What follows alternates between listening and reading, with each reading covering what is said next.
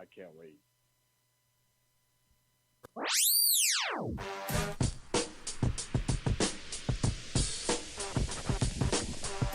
It's time for the shop report with Barbershop Jay.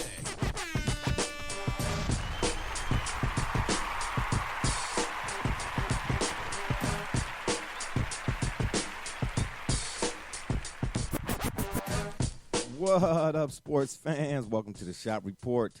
I'm Barbershop Jay. I'll be your host for the day. Here's what's happening.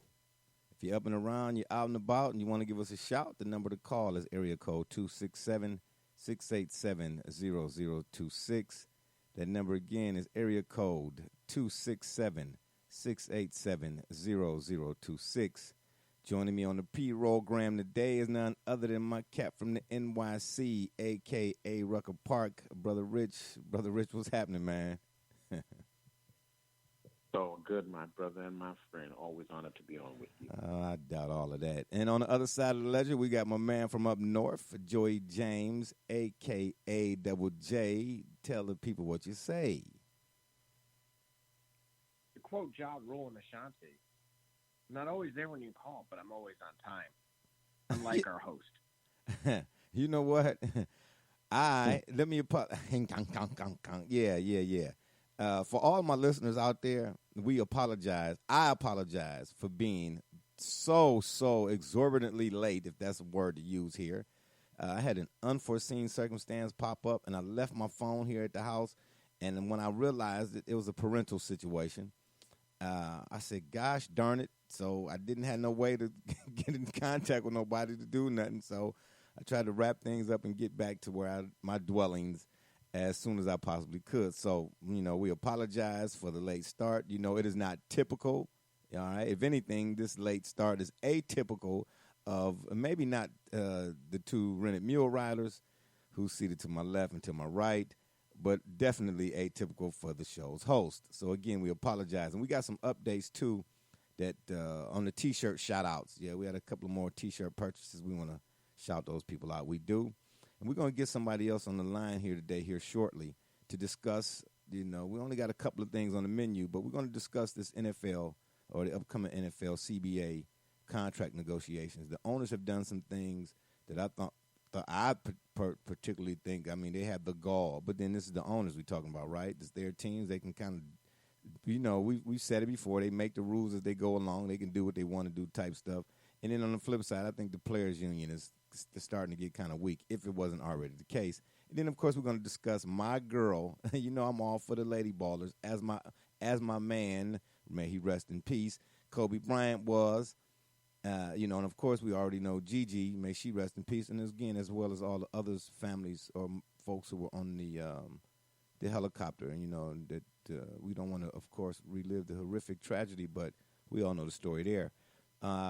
We're going to talk about Sabrina Ionescu, the little flashy, and I say flashy not in the pageantry sort of way, but the way the point guard for Oregon, man, she's been balling out of this world like crazy. But, excuse me, of course, we're going to start with the NFL CBA talks. And I just wanted to give a rundown here. Actually, let me get on the line.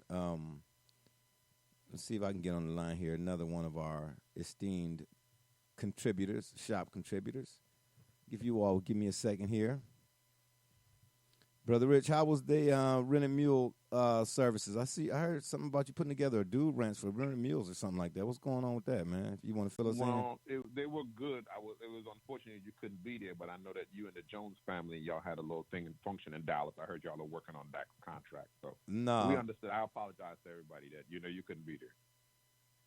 I don't know what that's supposed to mean. This whole thing in Dallas. How about San Antonio? Is it nice down there this time of year? Did you visit the Alamo?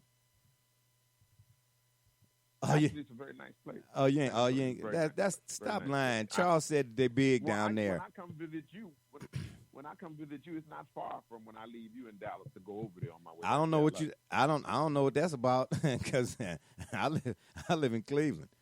Yeah, when you come visit me, you come to the shop, maybe. No, me being in San Antonio. I know you be in San Antonio. Hello? What's up? What's going on? Is that Herm? Hey, Carl, you didn't get my text? No, so didn't, man. Oh, you want me to call you at the other number? Yeah, it's Okay. gonna be better. Reception will be better. Oh, okay, I can do that. Okay, yeah, I said no, but yeah, I did get the text. Okay, my bad. All right, yep, we'll try that. We'll hang up and call you at the other No number. problem. Yep, it's all good. Yep. All right. Y'all know who that is, right? Yeah, that's my man Herm Arvey. So, yeah, what was that you was saying again, Brother Rich? You was saying something, off the wall, bass act or something that was you saying? I'm not sure. You want to repeat that, or no, you don't? It's okay, Mr. Jones.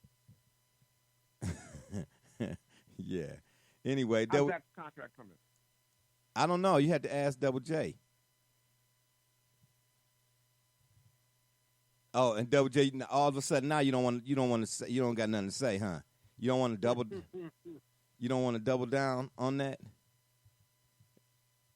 No, I didn't think so. All right, as soon as we get him back on the line here, we're gonna get into this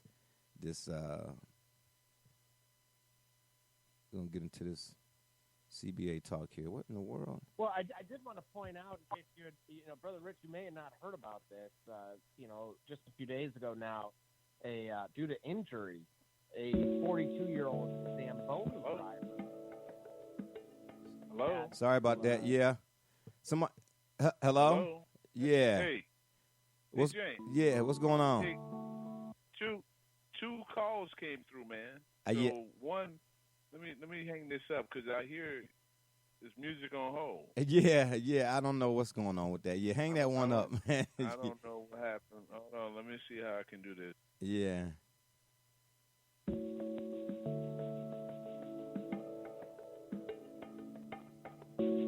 Oh wow, we got music today.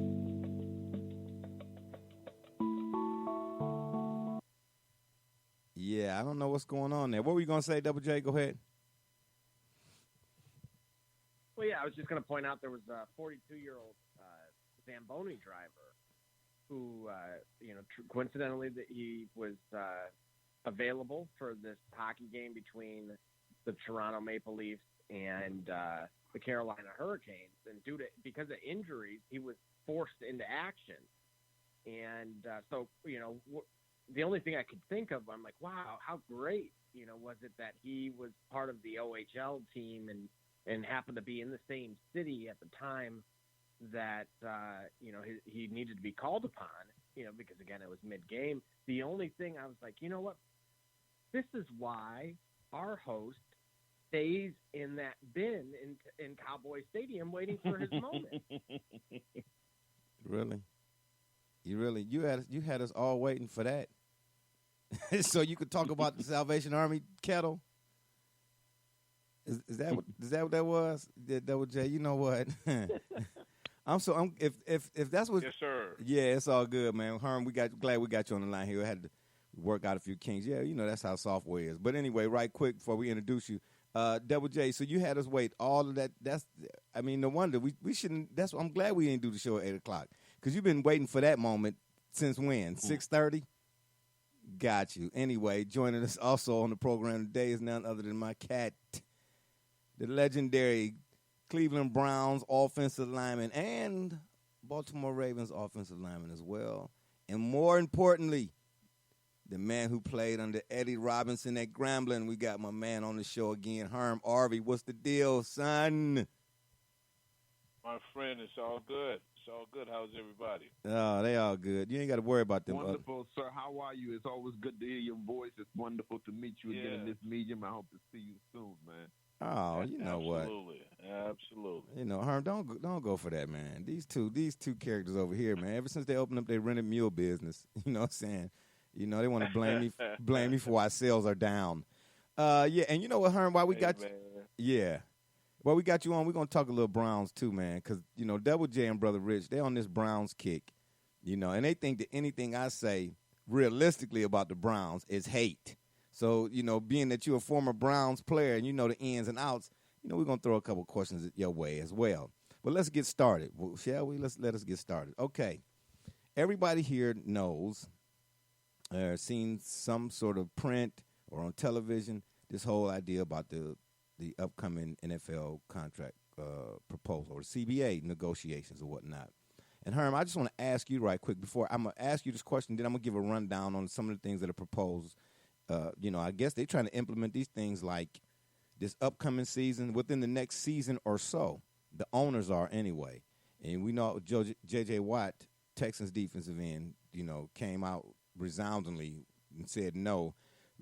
I mean, wasn't even hot off the presses yet, and he was already saying no to it. Do you foresee a work stoppage this upcoming season or maybe next season? Herm. Well, anytime you're in negotiations and you're trying to attain something, in this case, if the players feel that what they're negotiating is not beneficial to them, then there's a possibility. I mean, anytime there's negotiations, there's a chance for things to stalemate and people to go into their corners. So to say that a work stoppage is ludicrous or out of the question, I'd say no. I think it is a possibility. Some of the things that I've read, and you're going to go into detail, but some of the things that I've seen and read, it's a little suspect, especially with the additional game. So I'll let you go into details, but that's my answer to that. Yeah, and I appreciate that.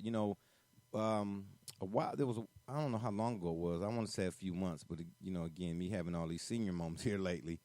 I don't know if it was 3 months ago, 7 months ago, 9 months ago, but I do recall here in recent memory, the players' union. I don't know what his title is, but DeMaurice Smith What is DeMaurice Smith, Herm? He's the head of the Players Association. Players Association. Yeah. I recall him saying, and Richard Sherman alluded to it as well. They were telling people, kind of get your monies together, for potential work stoppage or whatnot. Well, here's what the owners have already basically voted on, and it was like the NFL owners, that is, and it was unanimous, so to speak. And from my understanding, it's like they're going to try to push the proposed changes through regardless of what the players are saying, so to speak. You got some people saying that the Players Association is kind of weak now.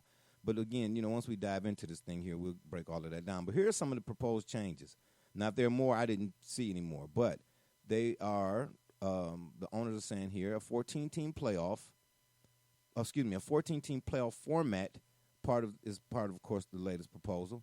7 teams from each conference now would qualify for the playoffs. And the number one AFC, NFC seeds, of course, would earn buys. The schedule would include 6 games on Wild Card Weekend. I mean, all of these proposed changes are great for the fans, but again, not so much so for the players. If the new CBA is ratified, the change would take effect next season. And then, of course, we know about the 17-game regular season. And here in particular is the thing that stood out to me when I was doing the research for this. The players' revenue share would increase from 47% to 48.5%. Now, after we go over some of these, changes or whatnot, there's another piece to this that I'll read after we've had a chance, of course, again, to discuss the changes. But let's start with the revenue share, Herm, and again, we'll come back to you. That, to me, the players' revenue portion of this, that don't seem right to me. It seems like it should be more. Am I right in saying that or no? You're absolutely correct. It's at this time, I've been out of the game since '97. At this particular point in time, with the amount of revenue that the league is, where it's at. Yeah. I thought it would be already 50, at least 50%. I thought it would already be at that point. So to throw me a little nugget and say, okay, well, we'll increase it 1.5%. Now that's a lot of money, but still, you're dividing that, you're spreading it amongst each other. This is supposed to be a profit sharing type situation, and everything else you mentioned in terms of adding the additional teams with the playoffs. Now you're only going to have one bye week in terms of teams that are resting. Mm-hmm. Those are all revenue-generating type scenarios. More games during the bye. So these all are revenue-generating moves. But it's also taking a toll on the physical, on the players. Right. It's not taking a toll on the owners.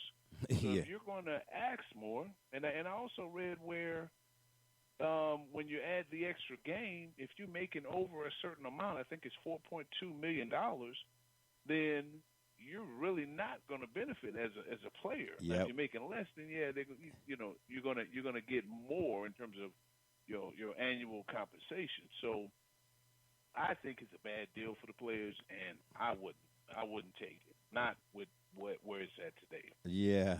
And that's interesting because what you just said about the $4.2 million, I got that in my notes as well. But that's going to be in the other portion that we discussed with this thing here. But let me ask you too.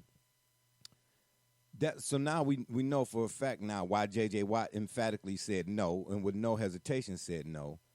But then, Herm, we talk about what about the player who's not making the $8 million, $9 million, $10 million a year, if they are. I'm sure they are. I don't know who's who, but because me, again, my stance is every player that plays football should get whatever they're asking for. They don't get enough, first of all. But second of all, what about the lower end player? How does this affect him?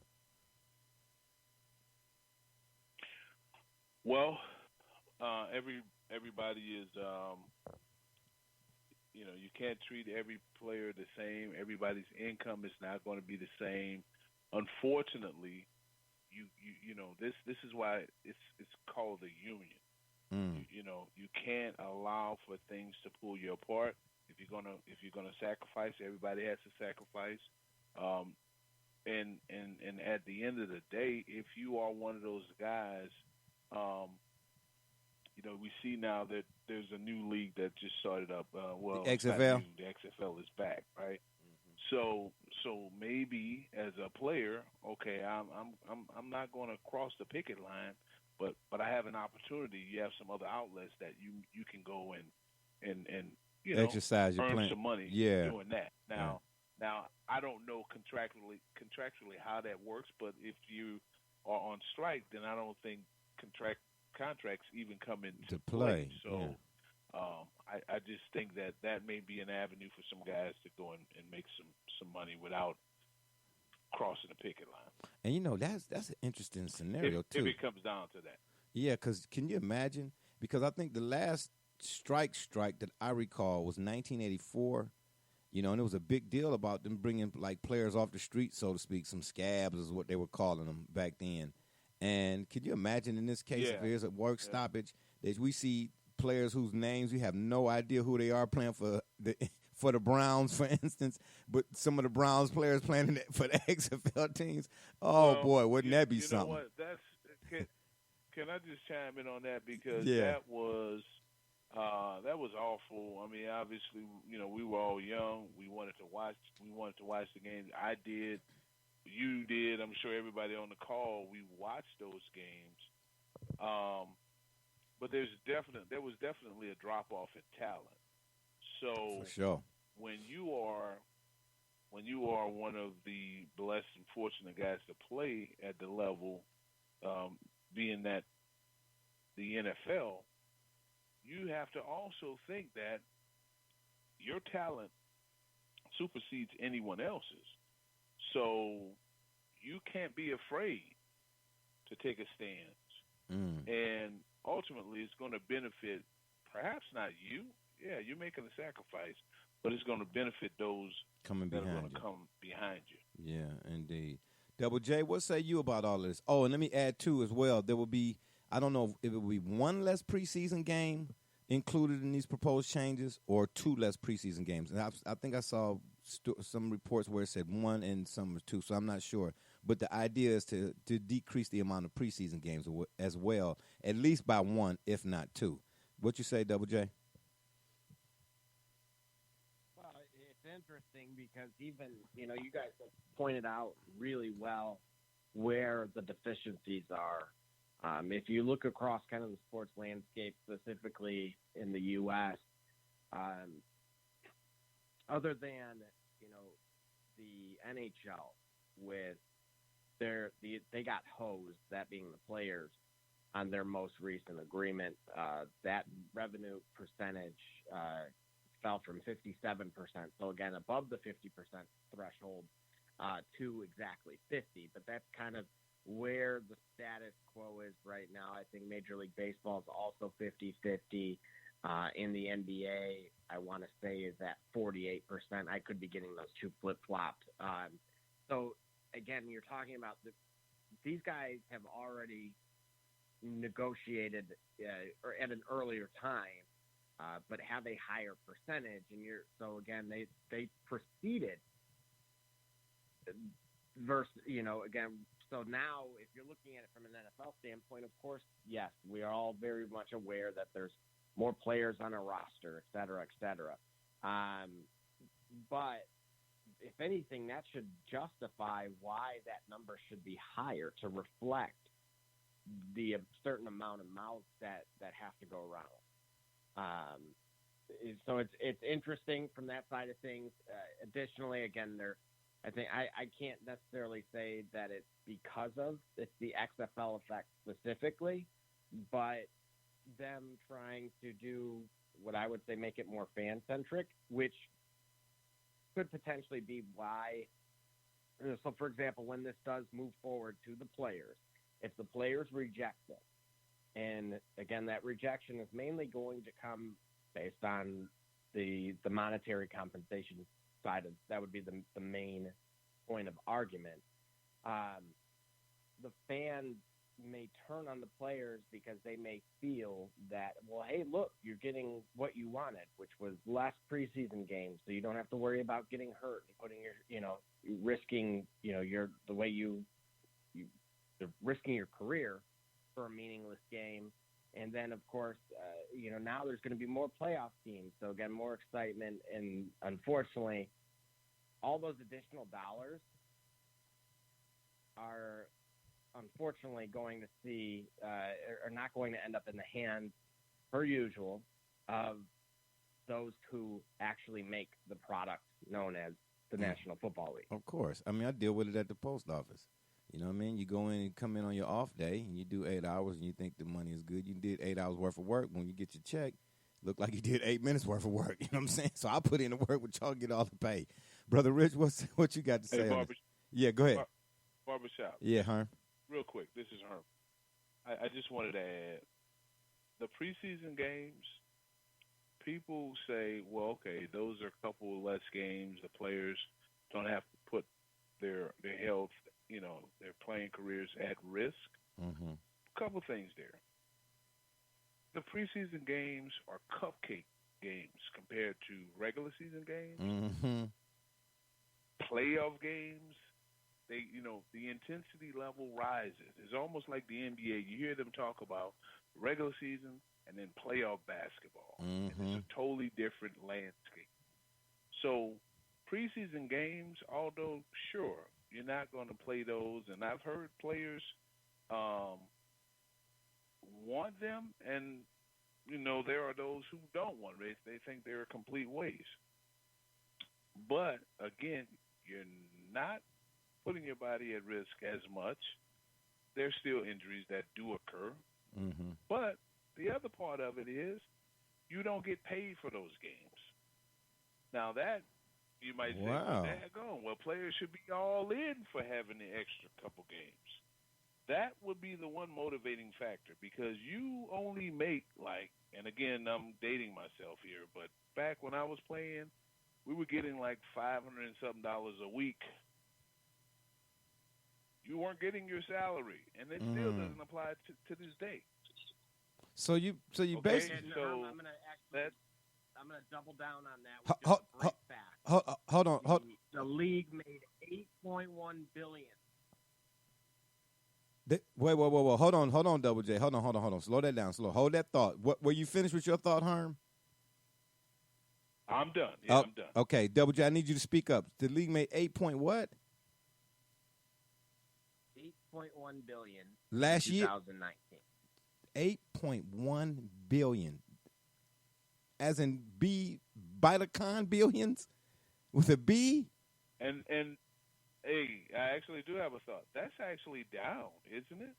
Yeah, it might be, but yeah, Yeah, because the NFL was above 9. I know at one point. So I think that's a dip, and that's probably what's motivated them to make these changes so swiftly. But you know what though? See, that's a dip for them, but for me, man, give me 1/10 of a 1/10 of a 1/10 of 8 billion. And I say that, Herm, because you and I had that conversation. We had discussed that to some degree. And Brother Rich, I'll get you in here in a second. I don't know how long ago it was. It was a while. It's been some years. Matter of fact, when Josh Cribbs was still playing, when the NFL, it was the country, when the last recession that the country was in, so to speak. The NFL, there was not the NFL. There was a few article writers here for the Plain Dealer. Right around that time that the country was kind of still going through recession, Josh Cribbs was either due for some money or contract. Something was going on where Josh was going to get a new something set amount of dollars or whatever. And this is why I tell people all the time, you got to pay. Don't just read to read. Read to understand the verbiage that's being used in certain situations. You know what I mean? Because saying this or that versus and or if could make the whole difference and change the connotation of a sentence and an expression and so on and so forth.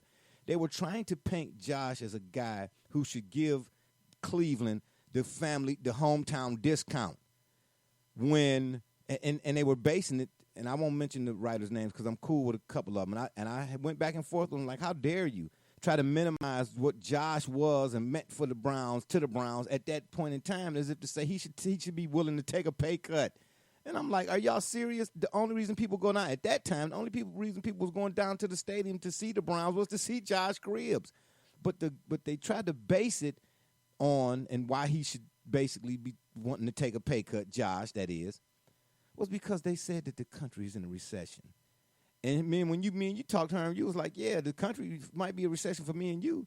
But if you look at what the NFL made, whatever the league year was, okay, so they probably didn't make what they used to make, and whatever it is, the 10 billion or 9 billion or whatever the case may be. But don't sit here and act like y'all only made 200,000 for that year. You get what I'm saying? If you look at the numbers, if it's +1, but that +1 is in the green, pay that man. You know what I mean? So I'm just saying, man. They NFL boy. They go ahead, Double J. Here's the thing, and this is what players need to really keep in mind. The NFL's growth projection model, what they're forecasting, where their goal is by 2027 to be at $25 billion a year, which shows a substantial leap. In any business model, you forecast growth year over year, and you may have a decade plan, but to say you're going, as Herm pointed out, they've had somewhat of a traditional stock market fluctuation the better part of the last 3-4 years. So how they plan on hitting that goal, for one, is certainly worth asking follow-up questions. But secondly, if you're a player and you're looking at the literature in front of you, you have to ask yourself, if they grow and we sign our names on the dotted line here, we see none of that. Interesting. Brother Rich, what say you about all this, man? You've been sitting over there patiently, just listening. Well, I've just been learning, and I've just been loving everything I'm hearing, and I'm really happy that I was on the line to listen to what Herm said, because that's why I'm going to start with what he said as a player. As a player, and listen to what he said to us, which is where I'm going to start. He said to us that I had the thought, when they offered them more playoff games. Well, if you know the reality of sports, you know that a playoff game is the intensity of a playoff game. And in a sport like football, you are raising the risk by orders of magnitude when you telling me this is a playoff game in football, because if I got a minor injury, now I got to play. That could turn into a major injury. And the kind of intensity that you've got to be involved in to play football anyway. So here's what I'm hoping for. I loved everything everybody said. I'm not going to add to that. I'm going to say this. I'm hoping that the NFL players of this generation have learned from the NFL players who have passed, have learned from the CTE cases and causes and circumstances that everybody's looking at now, and we cannot shy away from. And we're seeing the disintegration of people who played this very violent sport, that they play for our entertainment. They're entertaining people, and these teams are the properties of billionaires. So Double J tells us how much money they made. That's just in profit. The NFL is a non-for-profit organization just up until a few years ago. So these teams that are the toys of billionaires, the Dallas Cowboys was purchased by a billionaire for over $150 million 20 years ago. 20 years later, it's worth $5 billion, and they're telling players, billionaires are telling players, we limit how much we can pay you.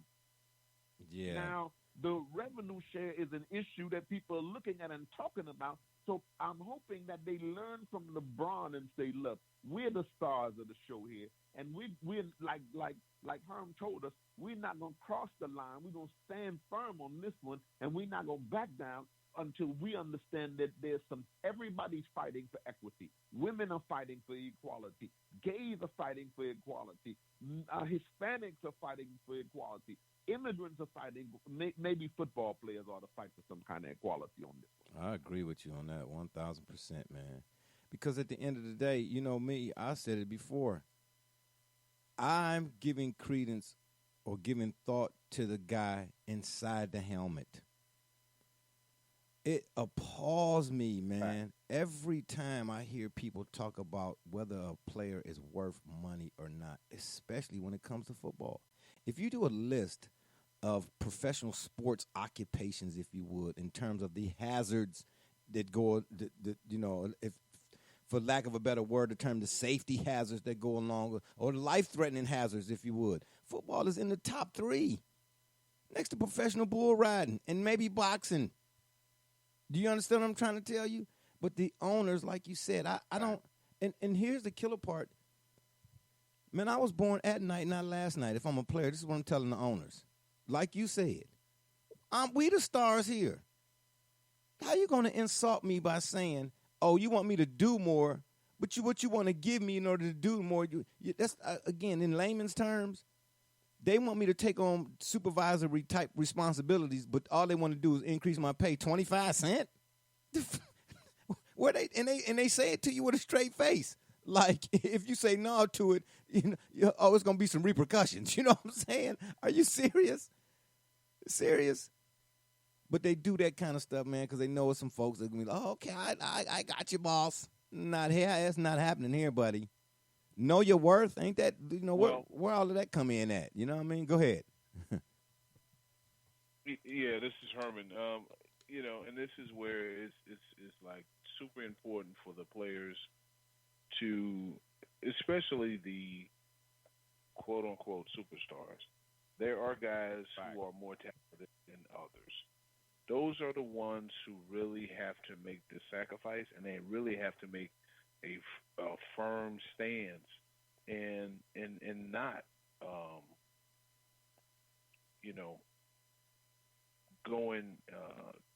not going against the grain, but bowing down and crossing that picket line.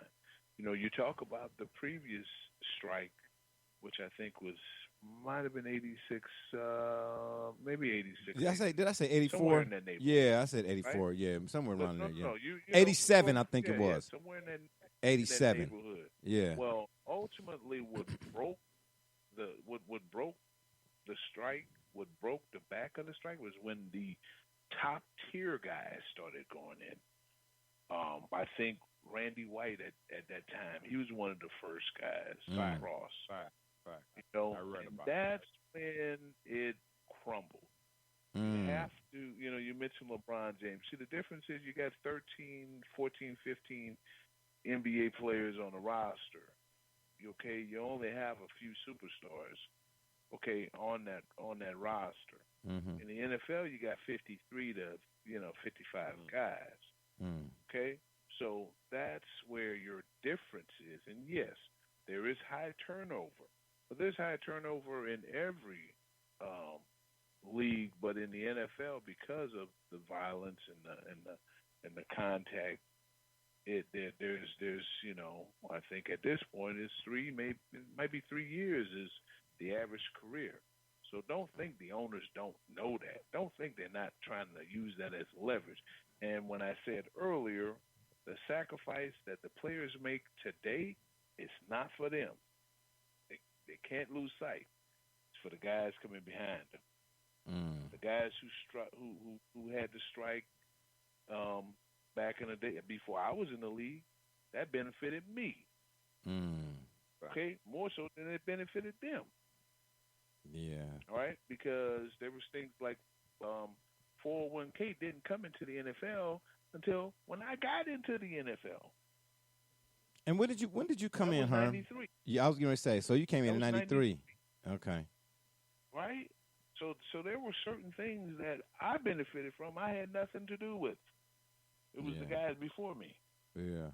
It's a book I'm reading. I done read a couple excerpts from it on the show by Bernie called Learning to Scramble. He kind of talk about that kind of stuff too, man. What the players had to go through in the league back then in the mid 80s and he played 85, 86, 87, 88 around up in there.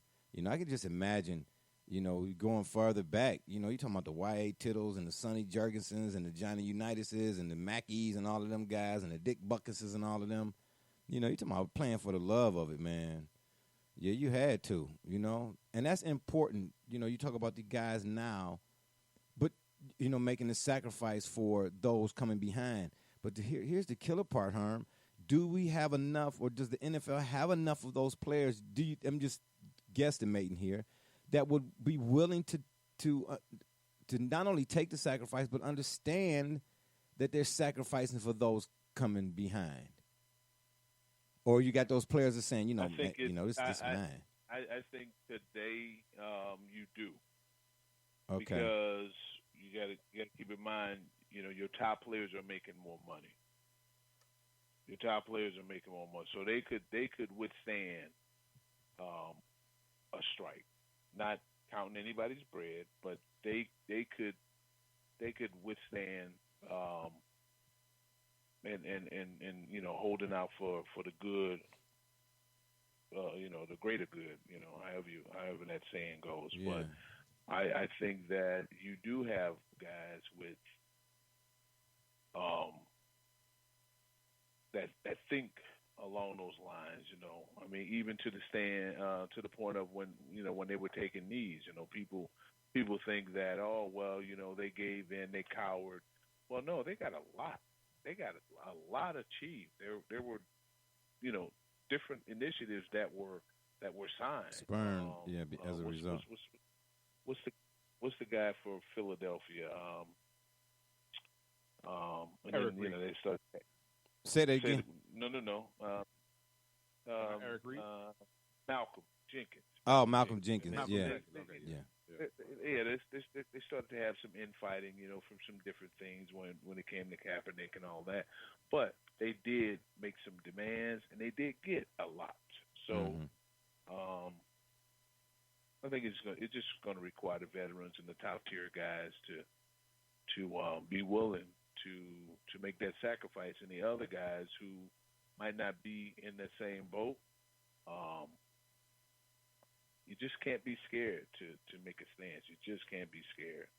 The number to call is area code 267-687-0026 if you want to join us today. Again, that number is area code 267-687-0026. Right now I want to shout out some of our T-shirt recipients, people who purchased the T-shirts. We got my man Lionel Hatton. Lionel, Brother Rich, and you too, Herm, come to the shop all the time. Raymond. Absolutely. Yeah, my man Raymond Mallett.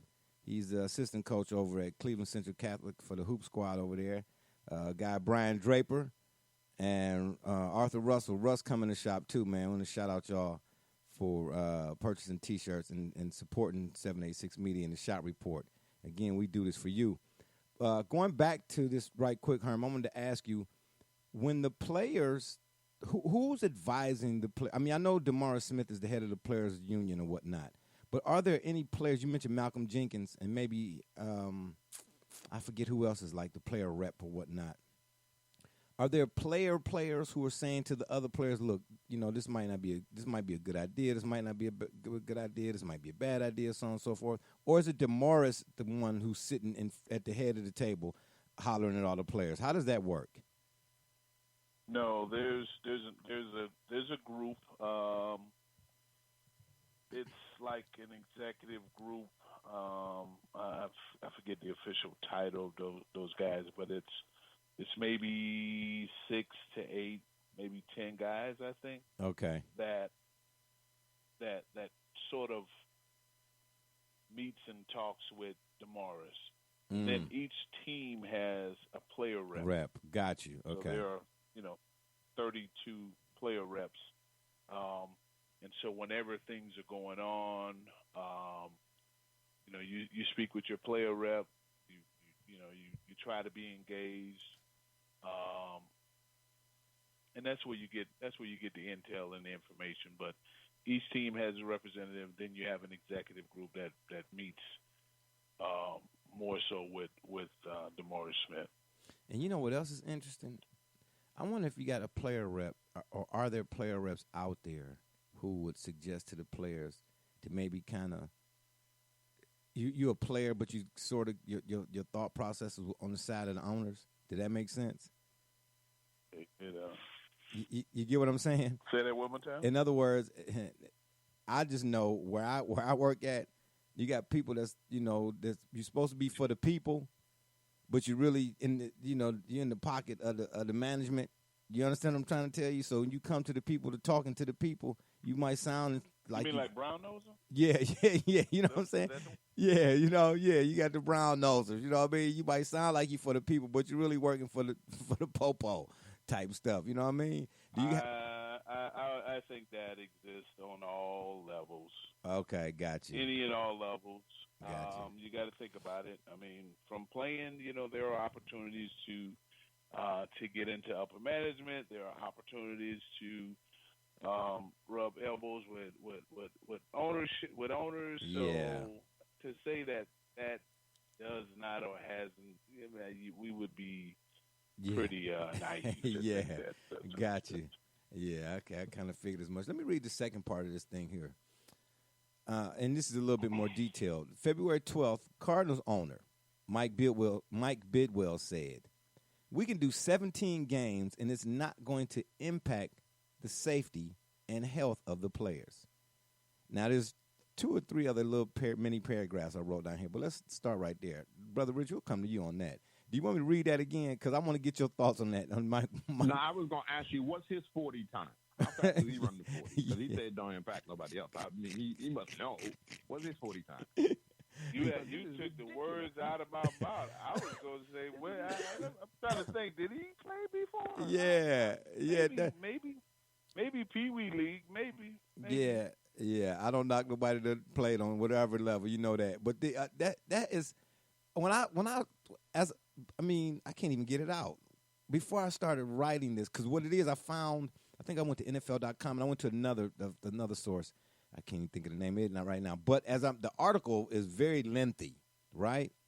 So I said, well, I'm not going to read that whole thing because it was really, really long. So let me find like some key points. So I pulled that out, and as I'm reading, I'm like, man, don't he? So I mean, the audacity. He say we can do 17, and it ain't going to impact the safety and health of the players. Again, how he know that? But that's from being an owner. Do you understand? That's from sitting up on the perch.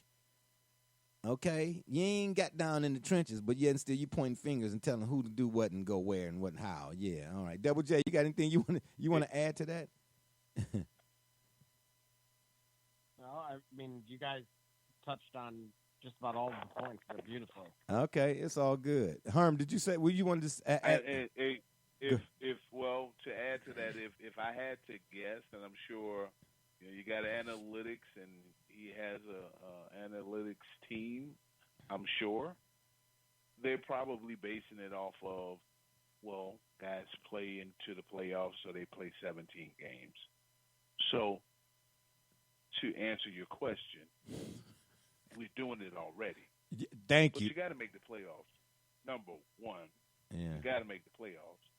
And number two, you're still adding a whole game. Like, no matter how you slice it and dice it. But it's just like stats. You can make anything look however you want it to Oh, look. my gosh. Would you please tell that to them stat heads? I keep telling them all the time. They say numbers are universal. Yes, that's true. But what's Oh, that's also why the true is Cowboys that they're are worth $5 arbitrary. billion.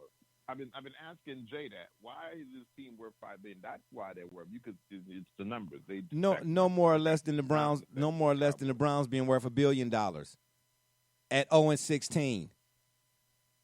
I mean, come on here. Yeah, right. What are you doing? What are you doing? You know what I'm saying? You can't tell me my backyard is on fire because I don't know how to barbecue, but your backyard on fire too. We can't do that. We don't do that here at the shop, baby.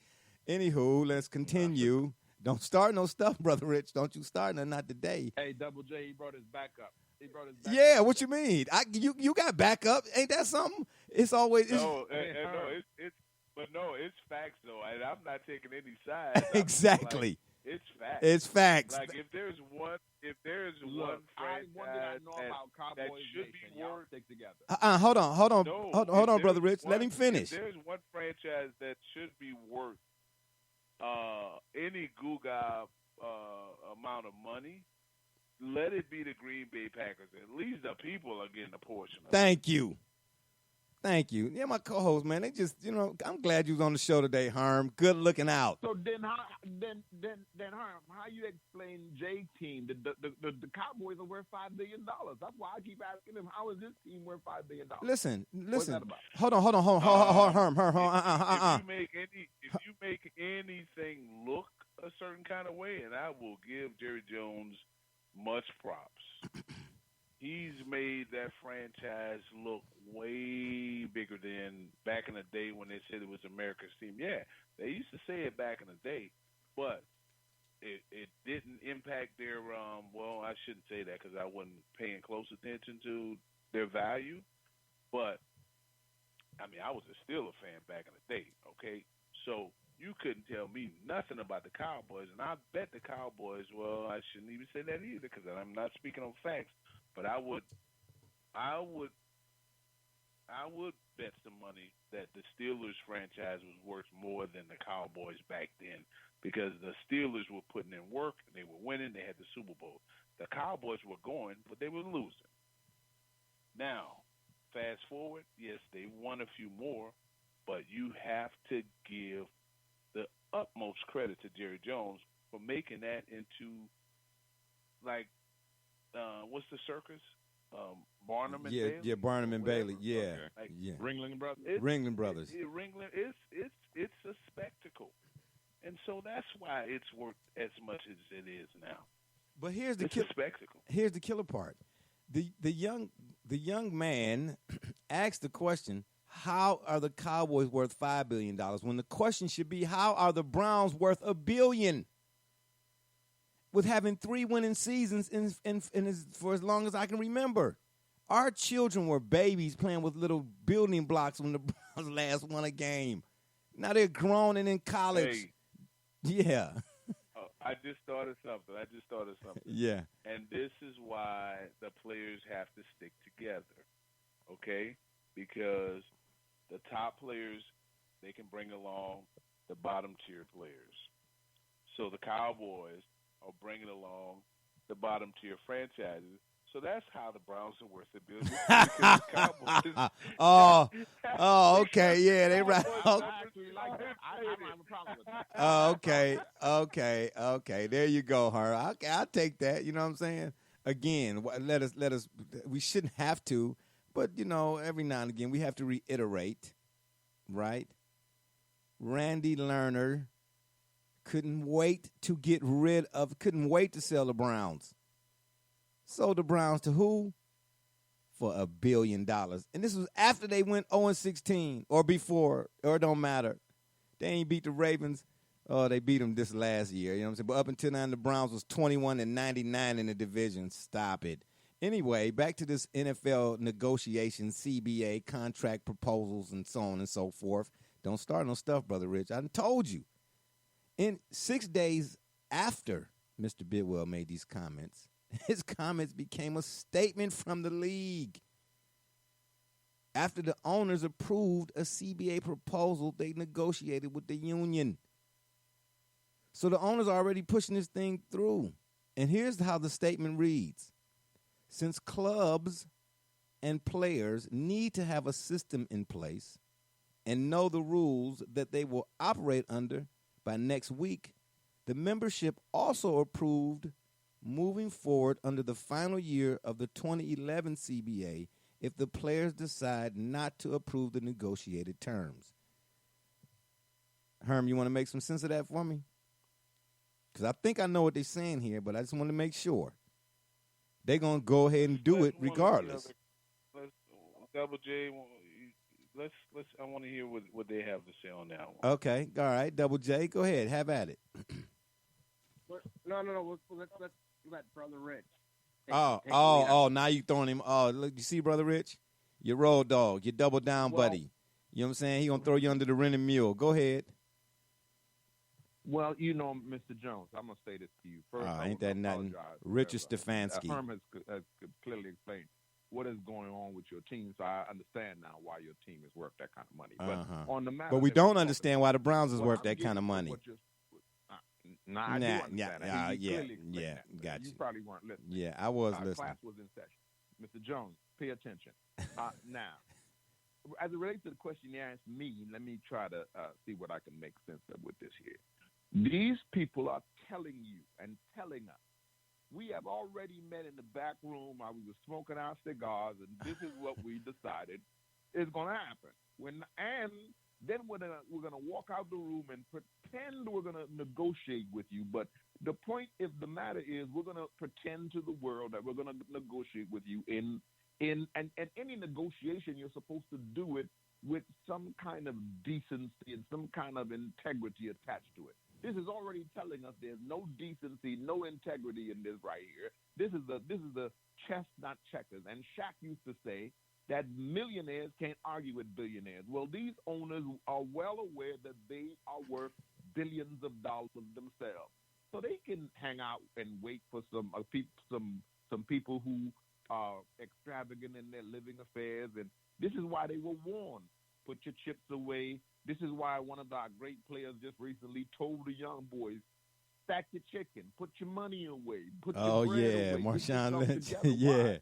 Because you got to run, because he's telling them you got to put wear and tear on your body, take care of your body, eat right, live right. Why?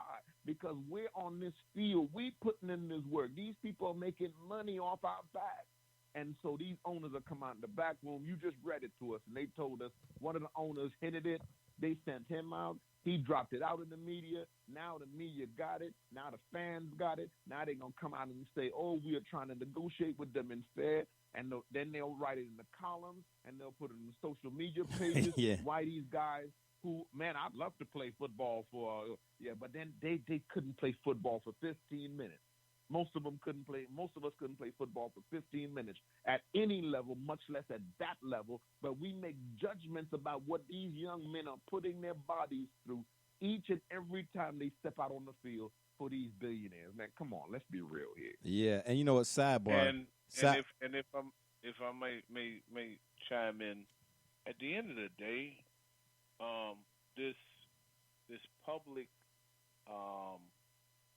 trying to sway the fans' opinion or to side with one over the other, at the end of the day, it shouldn't matter. Who cares if, and I'm just saying this loosely, but who cares if a fan is upset with me? Because whether they're upset with me or they're upset with the owner, if they decide not to come to the game, it's going to affect the overall bottom dollar.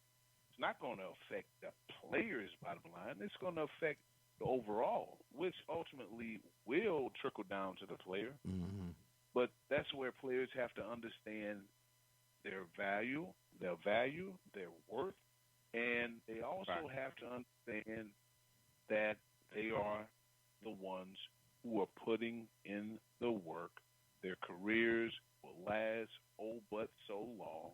So you have to maximize whatever you get, when you get it, and if it requires you taking a stance, like I said, you're not doing it for today, you're doing it for tomorrow, because there are benefits, again, that were negotiated throughout the CBA that I benefit from that didn't exist when I was playing. Yeah. And it's going to continue. So players have to understand that. And you're going to retire. You're not going to be playing forever. So whatever you negotiate for, you're negotiating for the long haul. Yeah, but you know what? Sometimes, even as the younger we are, and so on and so forth, we think the future is now. You know what I mean? We don't even look down the road sometimes, and we get into. Oh, absolutely. Yeah, we absolutely. thinking of ourselves and so on and so forth. The young version of me was not this guy. yeah. So I know. Yeah, I know. Yeah, I just that second part, the statement or whatever it is. What bothers me is, this whole idea. They saying that the players need to have a system in place and know the rules that they will operate under by next week. It's like they forcing this down your throat. In other words, they deboing you.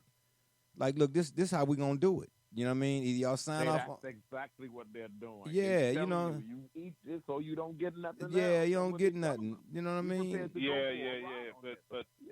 that's for the media. Oh, Players, okay. What I've read, I don't see them capitulating. I don't see them flinch. I don't see them doing anything. Okay, got you.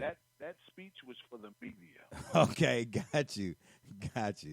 Yeah, okay, yeah. That's why J.J. Watt.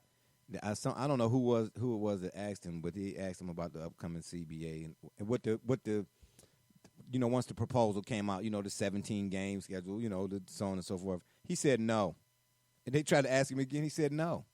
Like, next question. Don't even ask me about that garbage because it ain't going down like that. He said, no, I'm not in favor of none of that at all. But, if they go ahead and if any and all of this or whatever is approved, it sounds to me like the last portion of that, whatever was done in 2011, I guess the 2011 CBA, there's still like some time left on that. When is the new Double J? Do you know when does the new CBA take place or come up? Is it next month or next year or at the end of this year or what? In the middle of the year? No, it's probably another year, right? It's after this upcoming year. Okay, so in other words, they're saying they're going to make the changes now and then slide them on the tail end of the current, the one that's already in place. That's what it sounds like. That. Yeah. They some straight up wicked. And this is why I'm hoping that what Herman's telling us is what's about to happen. That this generation of players are ready to say, no, we're ready to put all our chips in and go for it this time and make the league better. And this is why I'm hoping that you've heard NFL players talk about NBA players, how they admire NBA players' contracts. And even though they're not the NBA, they desire having more control of their sport and their league. Because, again, we have to be reminding ourselves these are the people that are putting their bodies on the line to, quote-unquote, entertain people. And so it's a hope that this time they're ready to go forward and say, nah, y'all can do what you want to do. We are not the major players. We're not going to cross the line, and we're not going to do it this time. And then lastly. So something I do want to point out with it is what personally frustrates me is these leagues say, okay, you can unionize, which is fine. Totally agree with that. Otherwise, they would be completely getting, it would be back to the 50s, the AFL days even. But the problem is these are individuals that outclass them in terms of it's apples to oranges. They went to school. They're ponied up with lawyers that are, would make up the length of a football field. And it's simply not a fair fight. Oftentimes when these deals get signed, naturally, the media will gravitate towards, well, who won this versus who won that, rather than it being to the benefit of the collective sum it and shows me just how unfair this system actually is as a whole. Yeah. Because again, no different than Chris Paul is the president of the NBA Players Association. Well, Chris Paul that's great. He's a great human being. However, Chris Paul isn't a lawyer. Yeah. And I get it. They have D. Murray Smith, and but again, he seems more like what you would see with the UAW, where there's a disdain and a disconnect between those that work on the factory line and somebody that's sitting in that office, who ultimately gets, and ends up being charged for embezzlement at some future date. And Lee Iacocca. Well, let me speak on that a little bit. Demar Smith is a sharp cookie. Don't get it twisted. He's a sharp cookie, and if you look into his background, you'll see what I'm talking about. Roger Goodell is the attorney that's representing the owners. So really it comes down to Roger and DeMaris for the most part from a legal standpoint. Now, yeah, there are some additional attorneys, and trust me, the players, there should be, I'm pretty sure, additional attorneys on their side as well. Now, let's not say the owners, let's not say that they are all brilliant people. Okay, some of them, they just so happen to, benefit from daddy's money. It ain't their wealth. Their wealth is not based on smarts. Yeah, inheritance maybe. So let's not get it twisted there. At the end of the day, we're getting close. They're inching closer to the 50-50 revenue split, which, again, I think that if you want to add another game, how about we go 50-50? Let's not just go 1.5% or whatever that is. Yeah, that's an insult. Let that be the starting point. 50-50. Yeah, that's an insult to me. That increased, what, 1%, 1.5%? I mean, I know we're talking millions of dollars, but still, that's in that by NFL standards, that's an insult, if you ask me. And then lastly, you best believe if they do 17 games, 18 games is soon to follow. I was going there. Yes, I was going there next too. But then, oh wow, that would be a whole nother conundrum, right? Right. Absolutely. In terms of now I guess you eliminate more preseason games, but now you have how many buys would you have to have, and then how many more teams in the playoffs and so on and so forth. Yeah, that would be a whole nother conundrum. Lastly, supposedly, an additional game check for players on existing deals would be awarded, but capped at $250,000, meaning any player making more than $4.25 million, which you were speaking to earlier, Herm, in that year on a deal already signed, won't get full freight for the extra work. Brother Rich, what say you to that? Well, again, this is a continuation of the more and more ridiculous nature of what we're talking about as a contract that is supposed to be about in the interest of fair dealing.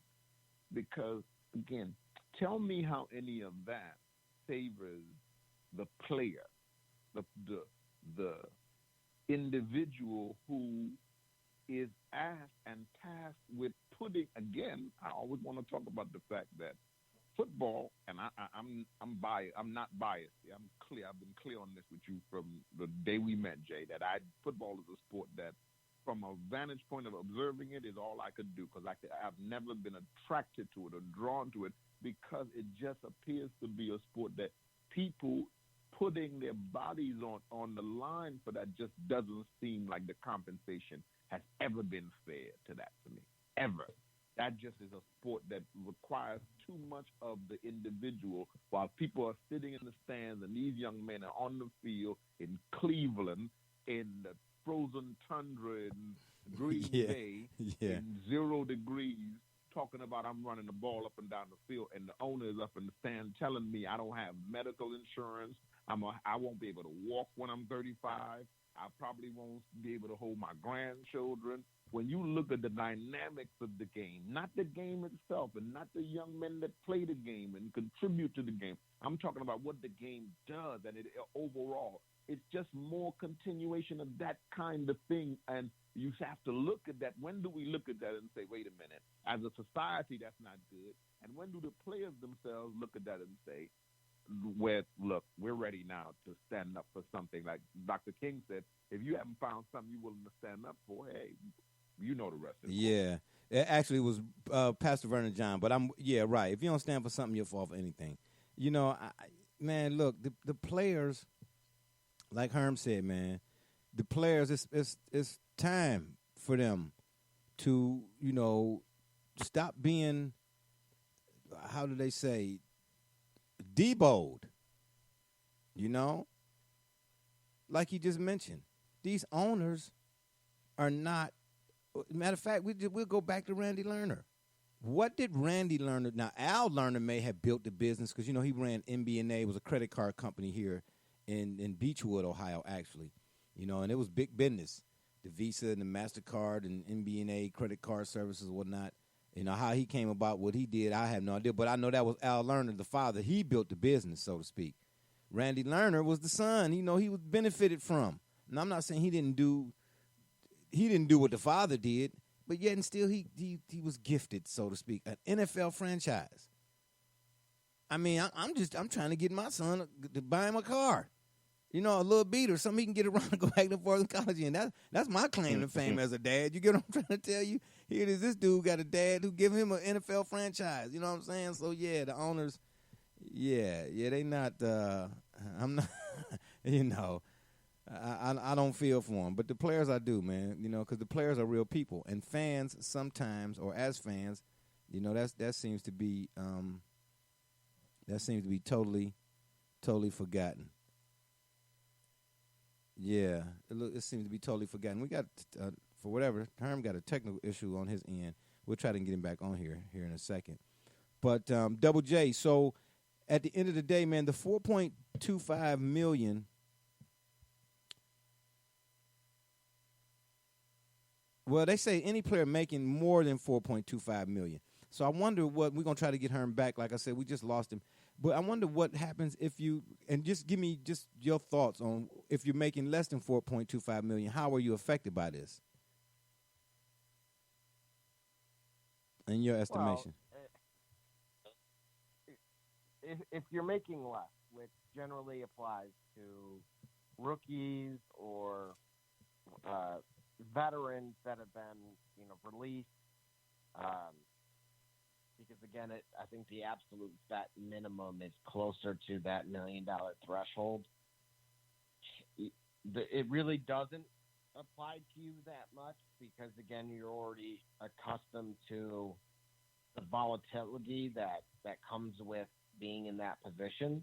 But again, it just kind of further emphasizes just how wrong of a deal this is.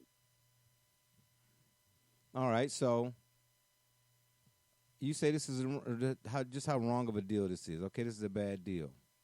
So Yes, sir. Yeah. Sorry about that, Herm. I see the text that you sent me. I dropped.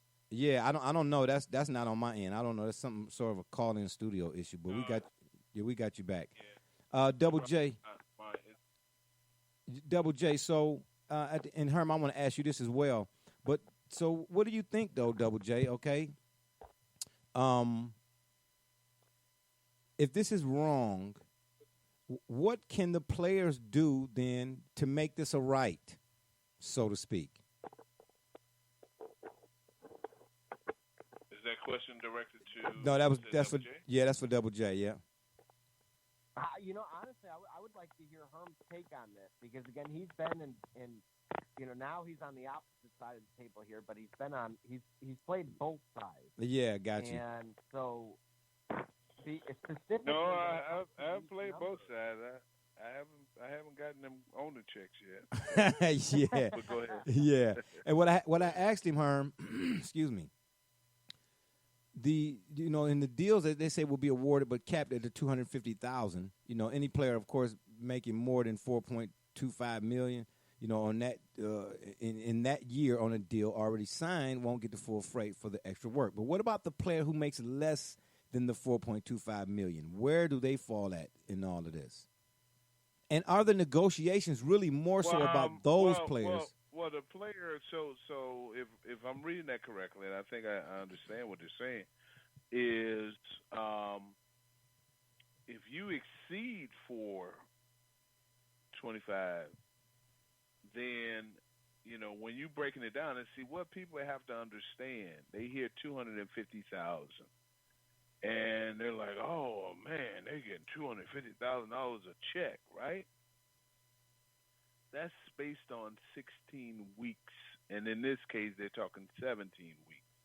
Thank you. That's how that's how your salary is spread.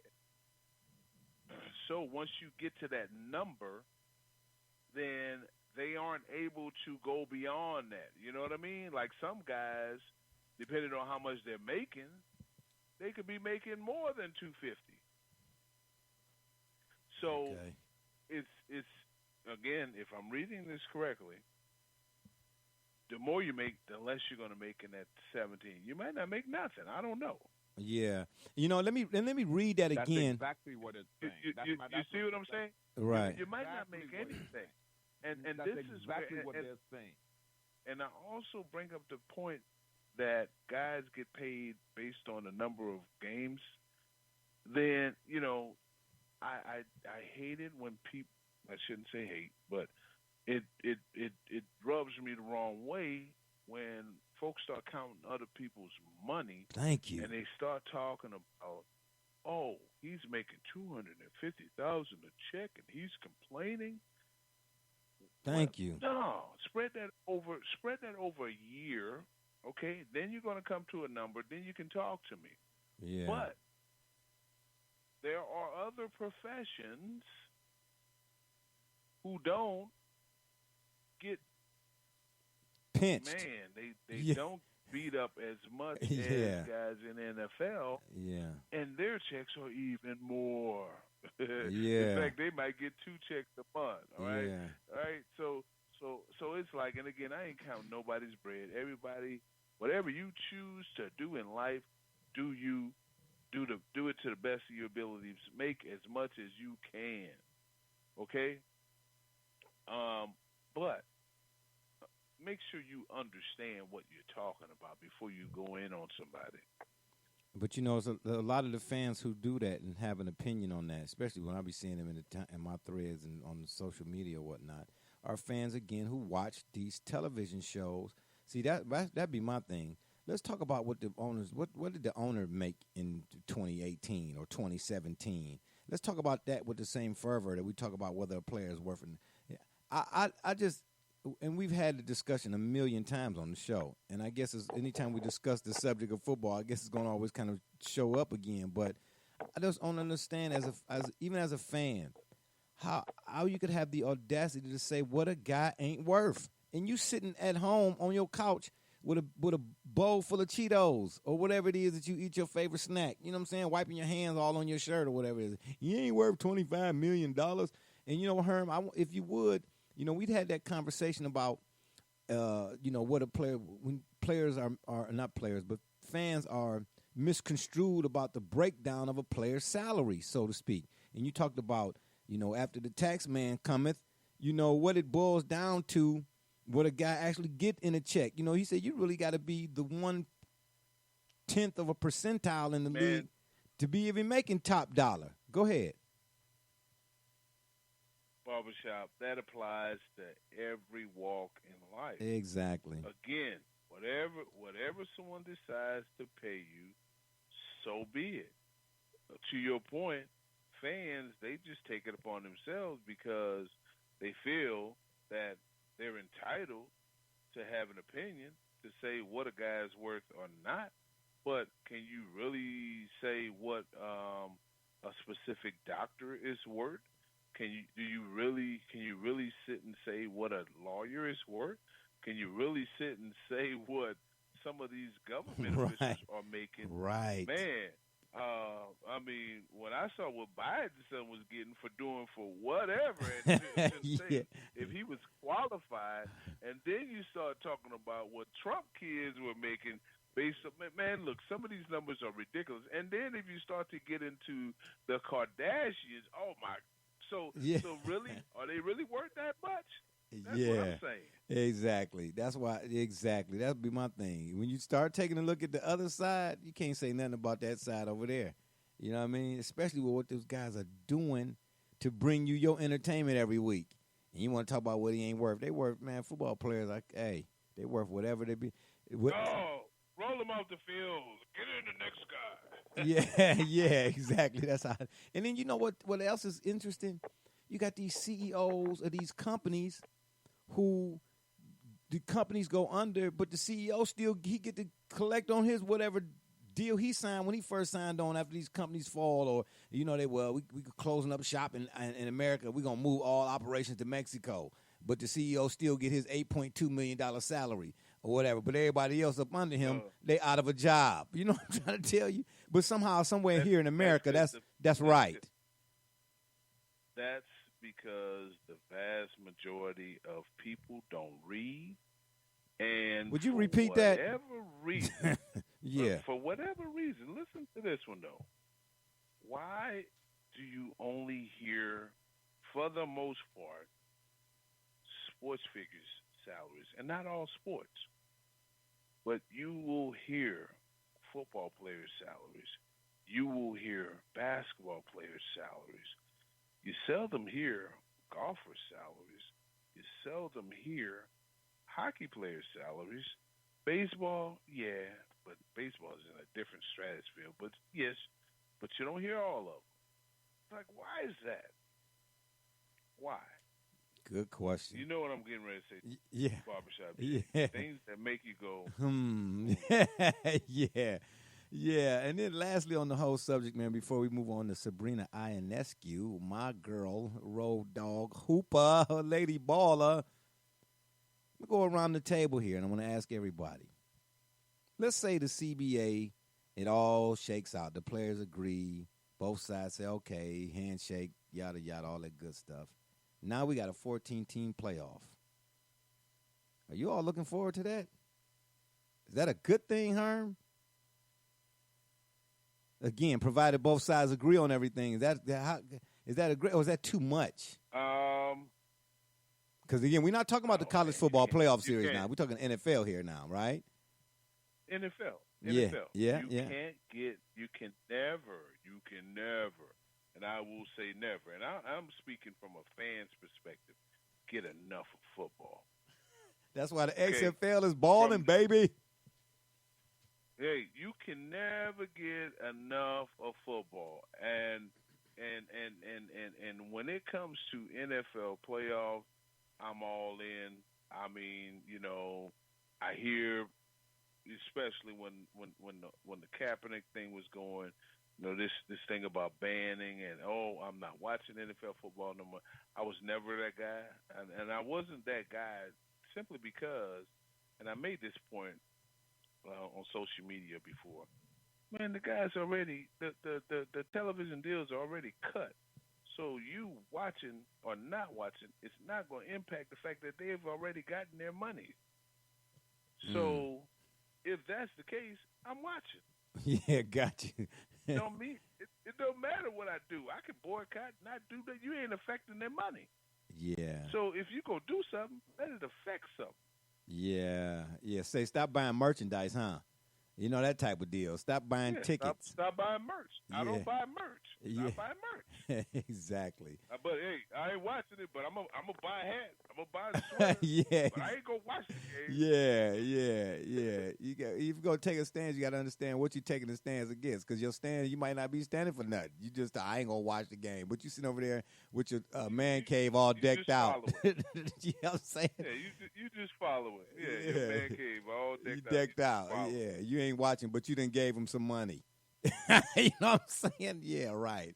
All right. Well, you go ahead on there, Mr. Patriot. The 17-game regular season. Now, Herm, theoretically, they do add 17 and then maybe even 18 games. Yeah, I don't even know what to ask in that regard, to tell you the truth. 17 NFL games, man. So what? Every team, we got 2 bye weeks now, maybe in that instance. Because I didn't read anywhere where. Remember, once upon a time there were 14 NFL games, maybe 12. Yeah. You see the NCAA, they are fast tracking the same path. And they're playing more games. Why? Because it generates more revenue.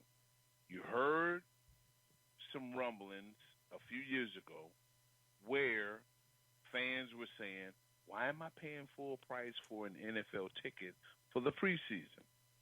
And I'm getting this type of play. So, what do? Well, we're going to switch it up on you. We still want the money, but we're going to give you higher quality games. But at the cost of who? The player. And you only going to bump me up 1% or 1.5%? Nah. You want me to put my body on the line? Why don't you take me up to 55%? I say 50 at the start, at a starting point. But why don't you bump me up? I'll be in. You know what? While you up in your boot chilling. Yeah. That's what I guess it wouldn't probably never be the case, but the players should make more. They should get more of a split. Should be 51-49 if you ask me. I'm just saying. Because the owners, they getting all of their, bro. Like you said about Jerry Jones, though. He not, I mean, seriously.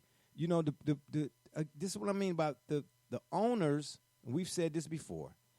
The owners, those who own NFL franchises, that's just a weekend thing for them, so to speak. That's not where their money coming from. The guys who play, that's where their money coming from. It's a big difference. This owner said one day. Yeah, Kraft. Go ahead. Kraft. Hey, I got a few of Kraft razors. Do you? Like, you know what I mean? Yeah. Like that's where his bread and butter come from. Yeah. That's what I'm saying, man. These dudes, they sit up there and say, oh, you know what? Tom Benson, may he rest. Dude owned the Pelicans and the Saints. That was a weekend getaway for him. Man, this dude was. Hey, he had enough coin. He contributed. That's why they named the Hall of Fame after him. He donated like $1 million plus over there. Why do you think that field looks so plush now? Thank you. Come on now. You're getting a little background noise. Back there. I appreciate you. Thank you very much. I'm just saying, man, at the end of the day, man, the players, when I see fans talk about what a guy ain't worth, I got a problem with that. If you're not going to consider what the guy who's giving him that, what he's worth. If you look at both sides, then you'll sit down and be quiet about what a player ain't making. I get it, it's fun to talk about and all that, but there are other things. Sports allows for other things to discuss that you could have a meaningful discussion and a worthwhile discussion, and one that would eat up a lot of time type discussion, other than the fact that this guy ain't worth it. And they be adamant, man, you don't pay no guy no $25 million and this. I said, are y'all serious? Like y'all wouldn't be getting. Put yourself in his shoes. Would you say that? Would you say that about yourself?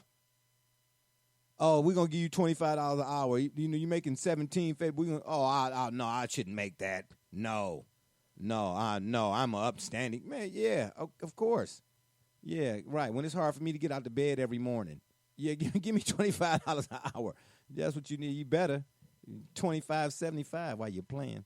Yeah, the number to call is 267-687-0026. That number again is area code 267-687-0026. Okay, and here's the last thing before we move on. I want to ask you all. The 7 teams from each conference, should these changes take place, all right, will now qualify.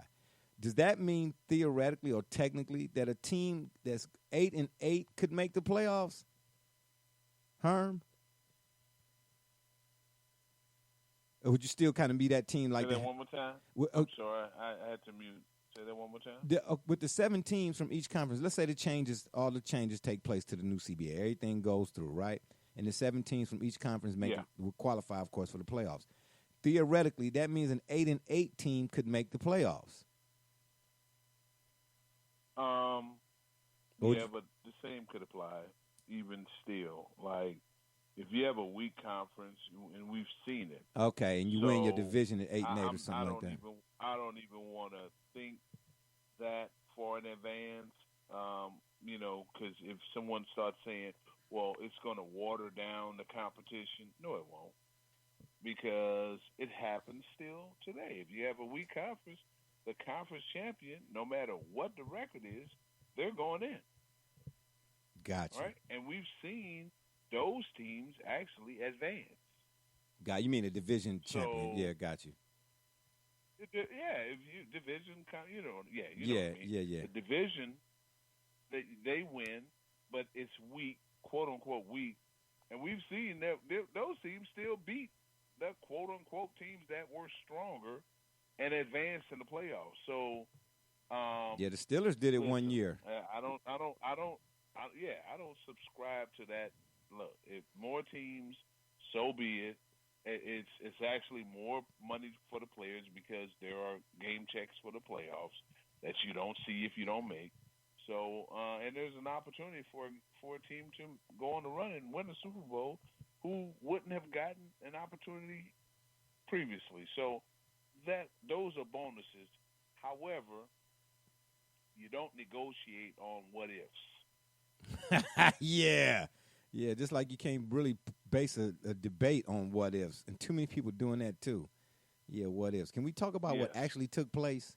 Absolutely, and to your point, when you speak of that toughest division in football, you can go 5-11, and it still end up in the with a solid playoff position there. No, right, Brother Rich? No, you can't. Don't try to. That's facts, not. You know what, Herm, man, you don't understand what I go through with these two over here. Ever since they opened up, they rented mule business, failed miserably. They want to jump on me talking about I'm a Cowboys fan because I said we. Oh man. Yeah, Herm. Listen, Cowboys and Hurricanes. Let's not forget Hurricanes. Yeah. Oh no, they. We know you love the Hurricanes. Yeah, no, it's no question. Oh, it's no question. I'm a Canes. College team. Yeah, that's exactly. Okay, I will fight you. Okay, don't talk. Rohan Marley, baby. Yeah, 5'8", played linebacker. Was a. You think Vontez Burfict is something? Go check the tape on Rohan Marley. That's right. Luther Campbell, son of Bob. I don't know who Campbell's chicken noodle soup is. Double J. I don't have the flu. I'm not talking to you.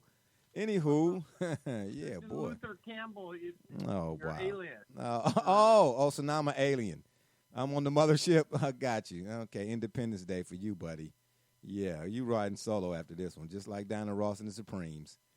Who is Sabrina Ionescu? And it's spelled Ionescu. And I asked that question because if y'all ain't been paying attention right now, the Lady Ducks, that's right, the Lady Ducks, Oregon Ducks women's hoop squad sitting at number 1 in the Pac-12. I think they're number 2 in the country right now. Now, if you're not familiar with ladies basketball, I'm championing ladies basketball like my man who just recently passed and left us here. Kobe Bryant was a champion of women's basketball. Do you all know? All right? I wasn't going to mention this first, but I am. Do you know this? And I don't know who's going to pick it up, if it's going to be picked up. But, Kobe used to do a series called Detail, where he would take a player and break the player. Brother Rich, I know you done seen the Detail series a couple of times. Fact. Double J, I know you've seen it. I've seen it. Yeah, you've seen it.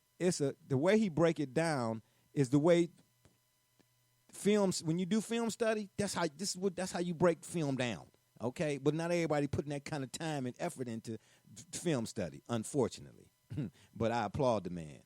I don't know who's gonna keep that Kobe series. was unique, man. Yeah, would you say? Exception. Thank you, Herm. Thank you. But it's some straight up haters, for real haters, not on this panel, but some straight up haters I done talked to about him. That anyway, we're not gonna go off into that right now. But Not everybody got a spot on the detail now. I mean, think of how many NBA players. Think of how many basketball players is college and pro. Men, women, the whole nine. You get WNBA, NBA, right? I don't know how many episodes he did, but when on his detail, he break you down. That's kind of sort of like a badge of honor, so to speak. Well, you know he broke my passage. Yeah, rite of passage. There you go. Well, you know he broke my girl down, right? Y'all need to go check that out. Kobe did an episode of detail on Mrs. Sabrina Ionescu. Hey, like I say, don't look now, but them Lady Ducks are coming, and she is the one you need to watch out for. A lot of people don't remember this. They're not old enough to remember this. But some years ago, the Ohio State Buckeyes had a hooper. When I watch her and the way her tempo, the way she keeps up the tempo, just puts me in the mind frame of Jay Burson. Man, and unfortunately his playing career got cut short because he broke his neck. I believe he broke his neck. I don't know if it was during a game because I didn't see the game. But, yeah, I know he broke his neck. I remember seeing him in like the head harness they put, they put the screws in so to keep your neck in place or whatnot. But Jay Burson was fearless, man. He kept the action. He kept the action. He was one of my favorites growing up. And then on the women's side, too, back in the day, in the mid-'80s, or early 90s more so, was Saudi Roundtree. She was a point guard for Georgia, won Women's Player of the Year, whatnot. She was a baller. But, man, Sabrina, her last game against Cal, Steph and his daughters, showed up to check them out. You know what I mean? And she finished, of course, with the triple-double. She had 17, 11, 11, because, for a lot of folks, that means, that's the end-all, be-all about how good a player is, whether a player is good or not, what the points per game averages is. But anyway, as a result, at that time, she hadn't done it yet. But she had moved closer, and she's already done broke it. She is the first college player in the history of college basketball, man or woman, to have 2,000 points, 1,000 rebounds, and over 1,000 assists. 1,000 assists. No Division I player has ever reached that milestone. Brother Rich, what say you to that? Is that remarkable or what? And I have a few other things I want to mention about her, but just right there. Say again. It's absolutely remarkable. It's absolutely remarkable. And let me give you credit at this point before we even get into the subject. I got to say this to all the listeners. Uh-oh.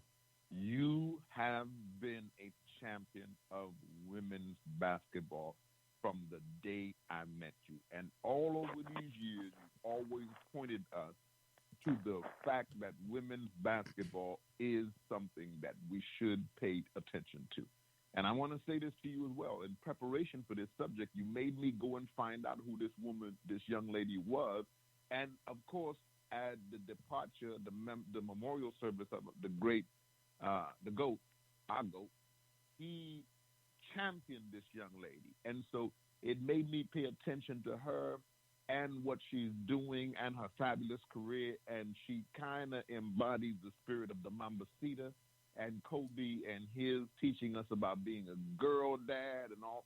It just was a wonderful thing. So thank you for always pointing us in that direction. And yes, this young lady reminds me of if she has Kobe's swag with Magic Johnson's game. That's what I look at. When I saw her, I was like, man, she's nice. And she plays the game like Magic, but she has Kobe's swag with her. Yeah. Absolutely. Fantastic. Yeah, and Double J and brother and Herm, before y'all weigh in, I just want to add too, this young lady, man, a triple-double, in some regards, I say it's not as coveted as an accomplishment as it once was because it's happening with too much frequency. But if you watch this young lady play, she has a legit triple-double just about every doggone night. And here's the killer part about what she has accomplished. If you all again here on the panel might be familiar with, but for whoever's out, folks out there listening, and and who, the newer people, if you would, they don't know that Reggie Miller's sister Cheryl Miller was a dog. Teresa Edwards, right. all of them ladies back then. Katie Smith played for Ohio State. Them Diana Taurasi when she was at UConn.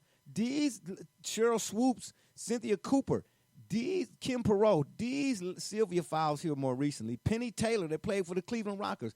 These women, Becky Hammond, these women was straight out ballers in college. Do you hear? And don't let me even talk about Cheryl Miller and Teresa Edwards. Oh, and don't. And how could I? I'll be remiss. How could I forget JaVale McGee's mama? JaVale McGee's mama. Don't forget them girls down at Louisiana Tech. I'm drawing the blank. Oh yeah, them girls roll. Yes, them two. Yeah. Oh, I remember. Oh, and see Herm. The girl, she's the head coach at Baylor right now. Yeah, Herm, you taking me back now. Those were some epic battles between Louisiana Tech and Tennessee with Pat Summitt. Oh my goodness, are you serious? Man, them games was they was lit like the men's side. But what I'm saying to you is that just makes what this young lady did even more remarkable, because none of the aforementioned ladies that on the college scene, I would have thought that Cheryl Miller would have did this already. You get what I'm saying? That's how. And you hear Reggie Miller talk about it. Sure. Yeah, he said Cheryl used to whoop him and their brother in the backyard. She would be playing 1 against 2 and still smashing them. Man, look, man. All I'm saying is, if you're a hooper, you're a hooper. Okay, I don't want to hear none of that about she can't play right now, because I played. My sister played all 4 years, man. Desiree Alexander, she played all 4 years at Shaw. She had handles like Samsonite, the luggage, man. You couldn't take the ball from her. Now, that's not gender specific. A hooper is a hooper, man. So I just want to give a shout out to my girl in the Oregon Ducks. Now, I hope they go ahead and cap the whole thing off. It'll make what she's done just even more remarkable. But at this time that I gathered this information, on the season, she had amassed 2,446 points, 1,029 assists, and at that time, again, she was 9 rebounds away at 991. She done since broke that, a couple of days ago.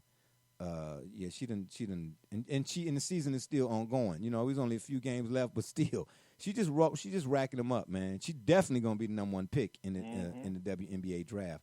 But I just wanted to give her. I do want to further elaborate on that. Okay.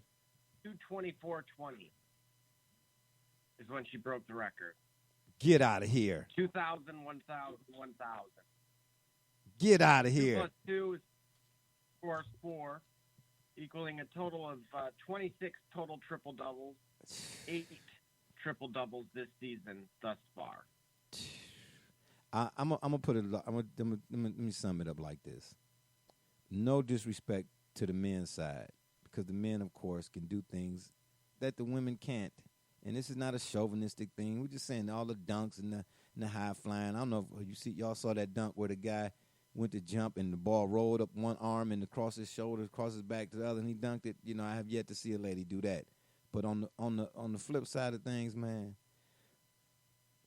from a fundamental standpoint, the women's game is played much better. Probably because you don't see a lot of dunking. You get to actually see basketball. Go ahead, Herm. You gonna say something? No, I was gonna say that's exactly what it is. I was watching. I get to watch. I sit and I watch a lot of podcasts and different things. And there's one. Actually, there's a couple, but one in particular. Knuckleheads had. Shamika Holtzclaw. I forgot about her. Ooh. Right? Yeah, and they were talking with her, man, and it was incredible. And she was talking how, she grew up in New York and Queens, and she used to play with Artest. Ron Artest. What's his name? Yeah, Meta World for the peace. Ron. Yeah, Meta World. Yeah. And she said she used to play with them as a kid, and used to run with the boys. Yes. Until Ron and them guys got too big and started elbowing her and all that kind of stuff. Yeah. But you know what I'm saying? So the physicalness sort of takes over. Right. But man, look, man, she was cold. So no question. The fact of the matter is, those skills are going to continue to happen because they're playing below the rim, so to speak, for the most part. But the skill level is still definitely there, man. And then we had a girl. Yeah, we had a young lady here a few years back. She went to Tennessee, too, if I'm not mistaken. She went to Trinity High School here. That's right. That's Samika right. Randall. Samika Randall. Yeah, Man. she was part of the Meeks. That's what she was talking about on the show. Yeah, Samika Randall. She Yeah, part of the man. Listen, Yeah. listen. See, when you're a true hooper, when you go to but it started at the park, man. Before any of these guys got all of these accolades and all of that, you had to do it at the park first. That was Brother Rich. To your point, when we had this discussion before, what was you saying? Man, some of these dudes, when you come to the record, man, these dudes don't care nothing about you played for the Lakers or the Clippers or none of that. What you gonna do here today? Because this where your rep is made at. Right. When the TV cameras is off, you know what I'm saying? Ain't no microphones to talk to into, you know what I'm saying? And you got to walk through them hoods. You know what I mean? They're like, hey, he good, man. You know what I'm saying? He just dropped 25 on us the other day, man. You know, that type of stuff. You know what I'm saying?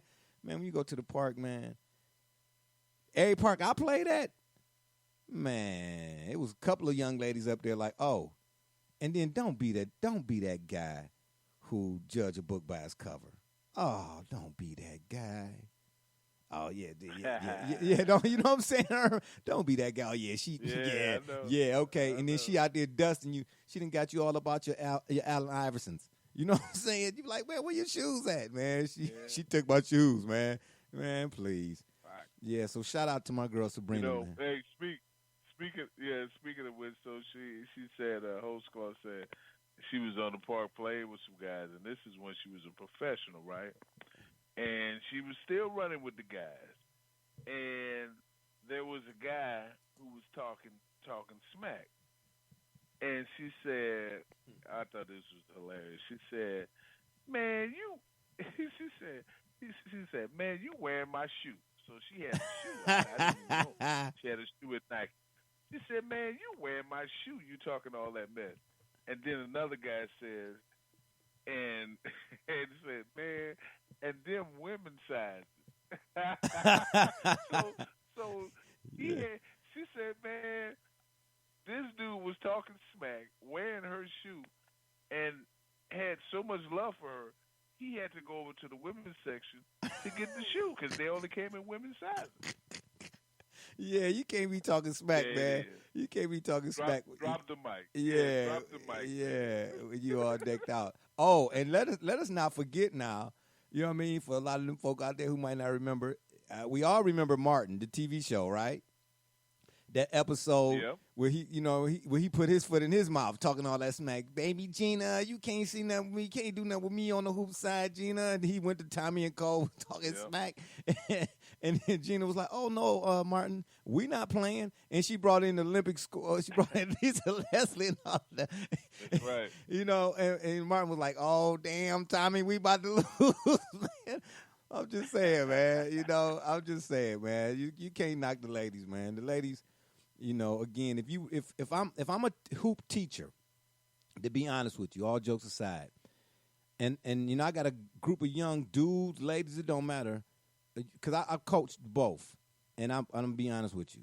You know, I can't say everywhere, but for the young ladies I coach, they listen, as opposed to the guys. All they want to do is grab the ball and shoot threes. You get what I'm saying? You know, because they know everything. I will agree with you. I've coached women baseball, basketball. They take to it and they listen. I'm not saying the guys don't, but not enough of them do. I've just had fun. You know, and I've coached both my daughter and my son, man, and it's you know, it's crazy. It's crazy the difference, but it they do. Yeah, they do. The young ladies, man, they listen. And then you don't have to, and again, I can't speak for all of the coaches out there who done coach the young girls and the young men, but the ones I have, man, you don't have to really repeat what it is to the young ladies. You know what I mean? You might have to say it once or twice maybe, but to the guys, man, you got to say it 1,000 times. You going to blow that whistle so many times with them dudes, man. Like, dude, I told you, just when you get the ball, go left. But he get the ball and shoot the three from the other end of the court. Like, what you doing? Man, come have a seat over here. You know what I'm saying? Like, what you doing? Would you tell the ladies one time she done crossed over back? She done already before halftime. She got 35 assists. You know what I'm saying? And everybody got 15 points. But the dudes, they look like James Harden a lot. 1 for 17. Anyway, yeah, right. But yeah, man, I just want to say, and the thing I like about her the most, as I do with a lot of the women, she's a straight up hooper, man. And you see from how she plays, because Brother Rich, Double J, you too, Herm, my biggest thing when it comes to basketball in particular is your style of play. I don't care how many points per game you did. I guess one player I can't even think his name right now. Again, a senior moment, because I seen something, an article on him. It caught my eye. He only scored 2 points in the game, but he had 25 assists, and his team won. But again, the media got a lot to do with the perceptions being reality, okay? And I get it. I like the little top 10 highlights, but a lot of the dudes who make the top 10 highlights for the Sports Center, they'll make the highlight, but their team done lost the game by 20. So you're rewarding the guy whose team is taking L's. You know what I mean? Yeah, I get it. That's a nice little moment in the game, but for me, if what he's doing is so great and supposed to be so lauded, then you can't keep coming with a lot of L's. James Harden. I can't believe this small ball that the Rockets got going on now. Everybody think that's going to win the championship. But anyway, that's a topic for another day and another time. Fellas, I appreciate y'all as always. And on that note, it's been fun, but we got to run. We appreciate y'all for listening. Don't forget to check us out right here on the Spreaker.com network. You know what you do. You go to the search box and you type in the shop report. Oh, and while you're there, please give a subscriptionary situation. That's what we're into right now. We're trying to get to iHeart, yes. Or you can check us out on Facebook, Twitter, or wherever you capture or listen to your favorite podcast. And as well, give us a follow there. And don't forget to subscribe to our YouTube channel, as well as dropping us your comments, suggestions via email to shopreport365@gmail.com. And if that don't work, Google it. For my man's Be Rich, Double J, Herm, and we thought we was going to have Gully, but it's all to the good. And all those who follow us and support us, we say thank you. Again, to my T-shirt buyers, Raymond, Brian, Lionel, and I'm forgetting one more. Excuse me here. Oh, yeah, my man Art Russ, man. We'll say thank you again. I'm Barbershop Jay, and you've been listening to the Shop Report. And remember, the next time you want to know what's really going on, man, come to the shop. Walk-ins are always welcome. Holla.